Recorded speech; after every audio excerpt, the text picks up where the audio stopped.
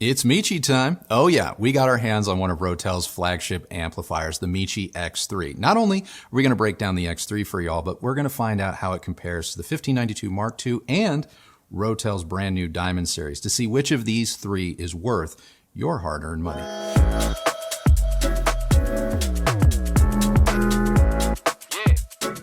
The Michi X3 is proof positive that Rotel can, when cost is not an object, give us a more high-end design and user experience that finally matches their product specifications. The X3 AB amplifier design churns out an impressive 200 watts per channel with incredibly low distortion. I doubt you're going to come across a loudspeaker in this day and age that the X3 won't be capable of driving to perfection. And that matters because the Michi is the type of in-game amplifier that you invest in. Now, tucked inside the large chassis, you're going to find everything a modern audiophile needs, including a built-in DAC, which is going to allow you to connect devices such as your CD player, music streamer, and even a TV. Sadly, though, there is no HDMI connection, which is about the only thing missing from the X3, and a feature that no doubt would have helped it to stand out even more from the competition. But it's not all digital with the X3. There are also several analog inputs, including a built-in phono preamp that, like the one found in the 1592 Mark II, is shockingly good. Those of you with higher-end turntables or moving magnet cartridges will not be disappointed. Setup isn't too difficult thanks in no small part to its large display that is easily readable, at least to me, from my listening position, which is roughly about 15 feet back of the unit itself. While the X3 doesn't have too many options you're not going to find on other comparable Rotel products, the experience feels new thanks to the improved ergonomics and that remote control. About the remote, it is gorgeous and feels great in the hand. And if I were in charge at Rotel, I would sell the Michi remote as an additional accessory because, go figure, it controlled our 1592 Mark II, and I prefer it to the remote that comes with that integrated. And like I said earlier, you're going to be hard-pressed to find a speaker the X3 won't drive. We tested the Michi on our Klipsch Cornwalls, the Polk R700s, and the Sonus Faber Lumina 3 and 5 tower speakers. And none of the speakers we had in-house came remotely close to taxing the X3's massive internal amplifier, though it is worth noting that even when driving the insanely efficient Cornwalls, the X3 still got warm. For such a big amp with exposed heat sinks, the X3 gets hot, even at idle. I do not recommend stacking components on top of the Michi for any reason, and whenever possible, I think you should try and install the X3 in as open an environment as you can. Otherwise, you run the risk of a temperature fault. So how does the Michi X3 sound? Well, the X3 is an utterly fantastic sounding amplifier. This is not an amplifier for listeners looking for color or character, as it is the epitome of neutral, though it is not the same as other Rotel amps, but maybe not for the reasons you may be thinking. So let's dive in. First, the X3 is the only amp we currently have in-house, not named Deckware, that has proven to be dead silent at idle, even when connected to crazy efficient speakers like the Cornwalls. There is zero audible tweeter or driver hiss from the X3, which matters to those of you who listen very intently during quiet passages. Now, super efficient speakers like the Klipsch don't require an amp like the X3 to sound their best, but it's nice to know that should you want to pair these types of products together, the X3 is up to the task. One of the biggest ways the Michi separates itself from our 1592 Mark II is that at lower volumes, I'm talking between 50 and 70 dB, the X3 is simply more resolving and more engaging. It obviously isn't louder at lower volumes, but its preamp section and internal build appear to be designed in such a way that greater isolation is the name of the game. The X3 seems to grab a hold of notes and details with greater confidence at lower volumes than just about any amp we put it up against. This means that even if you can't always take things to 11, you can still enjoy dynamic shifts, more subtle nuances, and even greater intelligibility from both music and movies without having to disrupt your neighbors. As you might expect, control is the name of the game with the X3, and like the 1592 Mark II, the Michi will rule your speaker's drivers with an iron fist. Bass notes are always taught, well dampened and nuanced. The X3 will not give a speaker more bass, but you may come away from a listening session thinking that you heard better or more nuanced bass because of the Michi's ability to control your speaker's low end better than, well, lesser or less powerful amplifiers. When it comes to the mid-range, if you value nuance and neutrality, the X3 is going to be for you.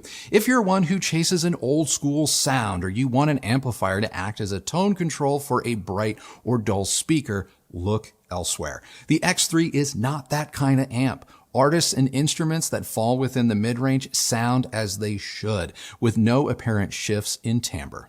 High frequencies, they're pristine and will be presented in such a way that is in keeping with the speaker designer's intent. For example, the Lumina 3 and 5 speakers both exhibit a little bit of a boost in the treble as you near 20 kilohertz, which no doubt aids in a greater sense of detail retrieval without the speakers coming across as outright bright or fatiguing. Connected to the X3, that trait is retained, meaning the Michi isn't about editorializing. It's about maintaining and respecting the signal. So bright speakers are still going to sound bright. Dull or rolled off speakers are still going to sound dull and or rolled off, but none of this is the X3's fault. If anything, it's a strength. Because the X3 excels at digging in and retrieving all of the detail locked within a recording, its soundstage presentation is pretty much as good as it gets. Completely and utterly holographic. Depth and width equally good with terrific separation. This is an amp that does not get fuzzy at the edges. Dynamically, like I alluded to earlier, the X3 exists in rarefied air. At all volumes, it has real appreciable sonic contrast, which enables you to appreciate the full impact of ensemble or orchestral music without having to always reach for the volume dial. Of course, should you turn the X3 up, it is unflappable, capable of blistering starts and stops. A few other things to note, the X3's internal DAC was just a little bit more refined than what I experienced with the 1592 Mark II. Now, it's not a night and day difference, mind you, and I can't be certain if the X3's quieter demeanor on the whole isn't really what I should be praising, but when fed a digital signal from our Hi-Fi Rose streamer, the X3 sounds just a touch better in direct comparison to our 1592 Mark II. Now, listening to records, I didn't feel that there was an appreciable difference listening to the same album on the same setup through either Rotel amp. The built-in phono stage within the X3 is as good as the 1592 Mark II, which is high praise as I'm pretty smitten with our 1592's vinyl performance. Moving to comparisons, Rotel just released a new integrated, the RA6000, which is part of their new Diamond series. And full disclosure, this was initially going to be a Diamond series review, but after taking delivery of it, I didn't detect much, if any, difference in appreciable performance between it and our 1592 Mark II. So we requested the X3 to see what, if any, Michiness was really passed down to the 6000.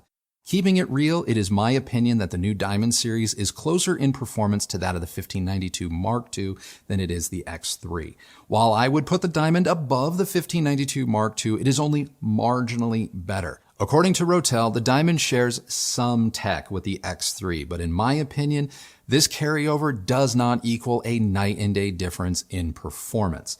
Visually, the Diamond, again, to me, is a step backwards for Rotel. The plastic front-mounted fins and tacky silkscreen lettering on top lack the forward-thinking design you're going to find in the X3 and do little to elevate the Diamond to Michi status. Make no mistake, the Diamond is a great amp. It's just a very incremental improvement over the already stellar 1592 Mark II.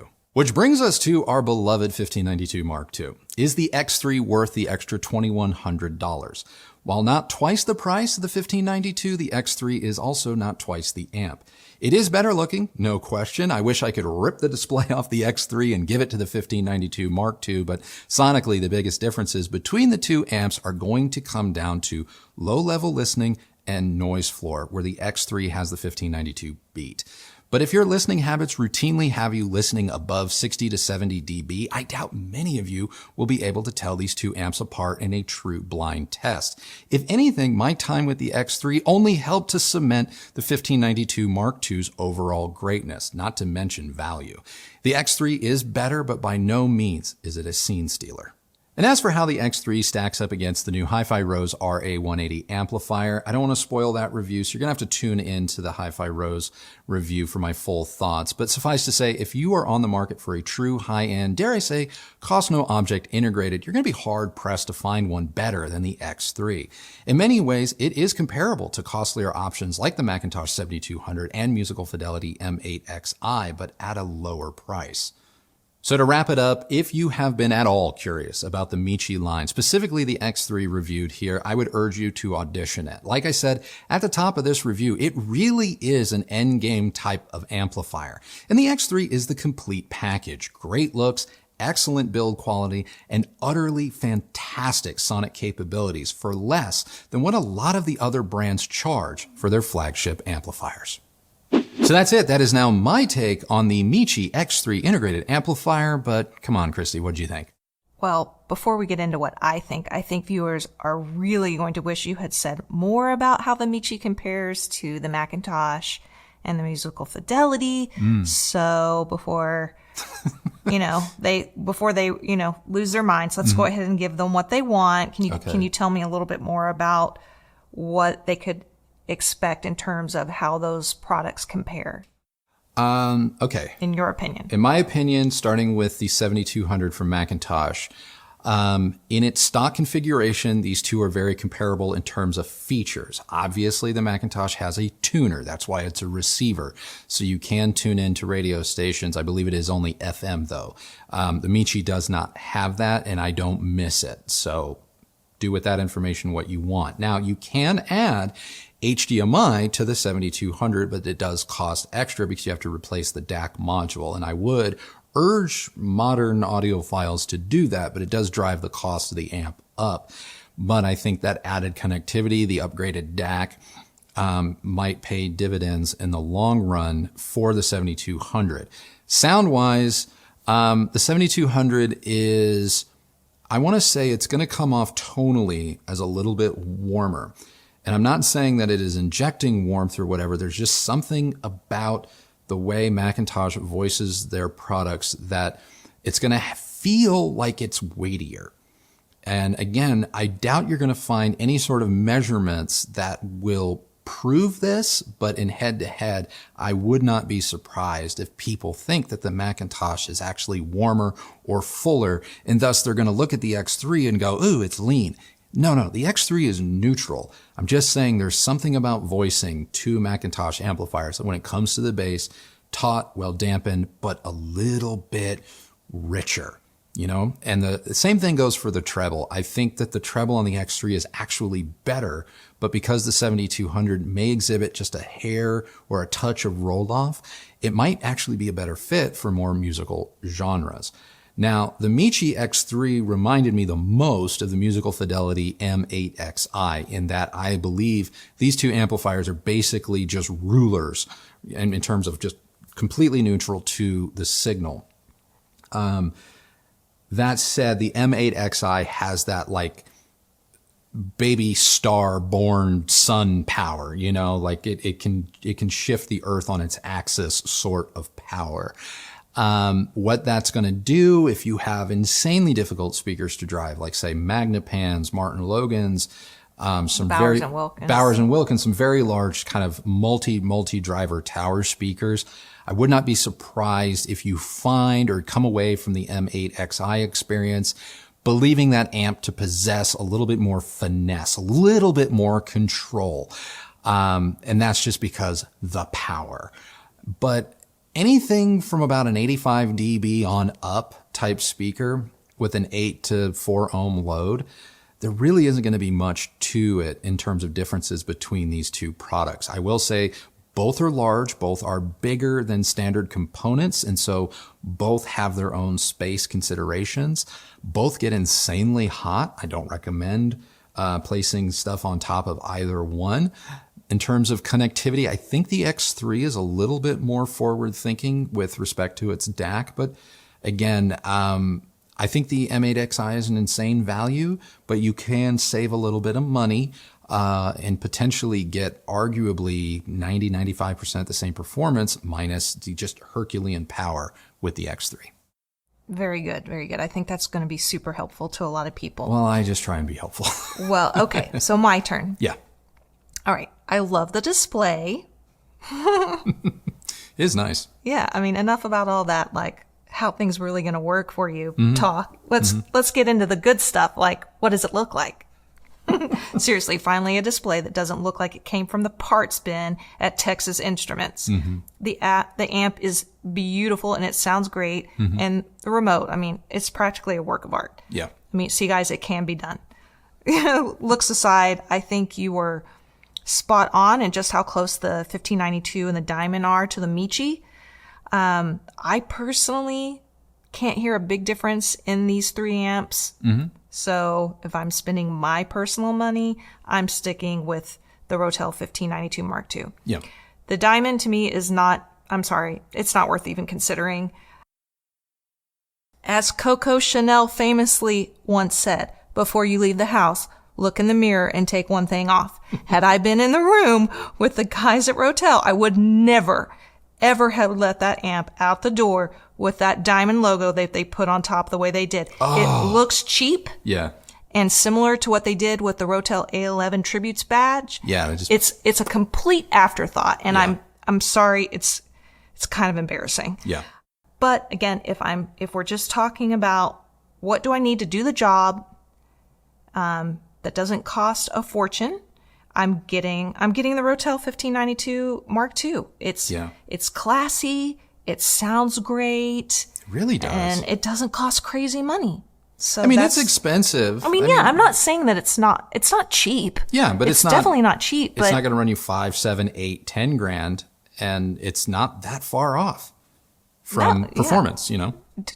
I mean, again, I know I don't have the trained ears that you do. So my ability to hear the subtle differences between, all of these different amps, I get it. Honestly, I just don't hear it. It really has to knock me upside the head for me to understand what's really happening. Yeah. So I'm just keeping it 100 with you. Like a big night and day difference wasn't there for me when I was listening to any of these 3 amps we're talking about. So, I mean, it kind of makes it an easy decision to go with Rotel. Now, with the 1592. Yeah. Sorry, the 1592. Now, I still think the display on the 1592 is it's bad. It's kind of embarrassing, but I love the silver chassis. Yeah. I actually prefer it to the Michi, which I'm kind of surprised. I like the design of the Michi. I think it's a gorgeous amp. Yeah. It's just not quite special enough. Okay. I would love to see Michi come out with a silver chassis for one of their amplifiers. I would love to see what they would do with that sort of metal look. Yeah. I think it could be really interesting. Yeah, I agree. I think if they come out with the 1592 Mark III, the form factor of the 1592, the slightly smaller, I mean, I don't know, hopefully the B-roll does it justice, but the Michi is massive. And it's the X3. This is the baby. There's an X5, as I understand, that's even bigger. It is a big amplifier. And if they were able to put that smooth glass facade on, say, a 1592 Mark III, and kind of hide the bezel around the display behind that pane of glass, take all of the physical controls remote, or use a dial, multifunction dial like they have on the Michi. I mean, yeah, they would really have something. I don't see the Diamond series being anything more than like a special kind of 2-product one-off sort of thing.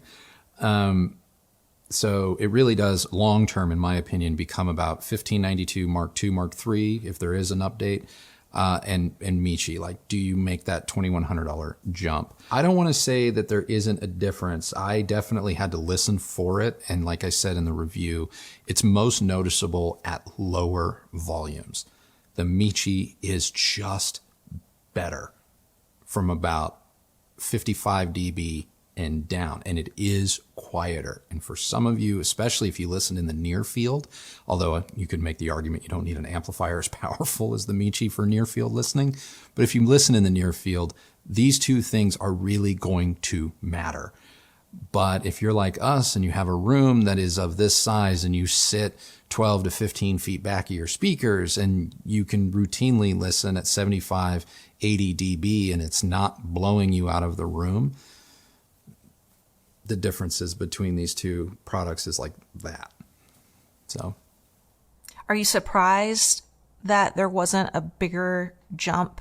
Was I surprised that there wasn't as big of a difference? No, not really. In fact, I almost expected the outcome to be this way because the bar set by the 1592 is so high that anything is either going to come down to incremental improvements at best, or you're going to have to produce just outright more power. And as soon as you realize that all three amplifiers have quote unquote the same power rating, you know that you are going to be now in a discussion about splitting hairs. Mm-hmm. And so I had a sinking suspicion the X3 was going to be very close. I am very grateful that that Rotel sent all three, and they let us shoot them out, if you will. Maybe they're not so happy that we did, or we came to the conclusions that we did, but it was very, I hate to say it was very brave of them to allow that. But the X3 can still be the better amp while not being night and day better. And the reason for that is if you have such a resolving system where things like noise floor matter, where things like low level listening, very minute dynamics are where you're at in your journey, that is who the X3 is for. But if you're coming from, say, like an Audio Lab or a Denon integrated or even a musical fidelity like M3 SI or M2, whatever, I don't know if you need to go Michi. I think the 1592 will represent a big enough upgrade that it will probably, that jump will blow your socks off more, in my opinion, than 1592 to X3. That makes sense. I think that's a fair judgment. All right. Well, anything else? Nope. I think we have absolutely covered these lines. Yes, we have. All right, well, that is it. That is now our review of the Michi X3 integrated amplifier. What did you guys think? Let us know down in the comments below. If you like this video, please do give it a thumbs up, like, and subscribe. Go ahead and ring that bell so that you're notified when new videos come out. If you use any of the links that Kristi left for you down below, you leave us a thanks or become a member. All of these are great ways that you have continued to show your support for this channel and the work that we do here, and we thank you all very much for doing that. Follow me on Instagram at Recovering Audiophile, and that is it for us today. So remember, the only person who has to like the sound of your system is you. So happy listening, everybody. Thank you so much for watching, and we'll see you on the next video. Bye.